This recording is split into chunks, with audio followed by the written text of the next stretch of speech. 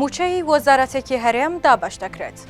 لە کۆتایی ساڵی 2024 نزیک دەبینەوە و فەرمانبەران و موچەخۆرانی هەرێمی کوردستان چاوەڕێی سێ موچەی مانگەکانی 10 و 11 و 12 ئەم ساڵیان دەکەن.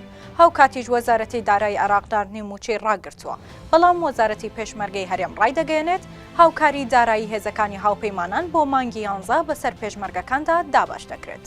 وەزارەتی پێشمەرگەی هەرێمی کوردستان ئەمڕۆ چوارشەممە 4 کانونی یەکەم لە ڕاگەیەنراوێکدا ئاماژەی بەوە کردووە دوای ئەوەی هاوکاری هێزەکانی هاوپەیمانان بۆ هێزی پێشمەرگە خرایە سەر هەژماری وەزارەتی پێشمەرگە بەڕێوەبەرایەتی گشتی بودجە و بەرنامەکان ژمێریاری سەربازی، ڕێکارە دارایی و ژمێریاریەکانی ئەنجامداون.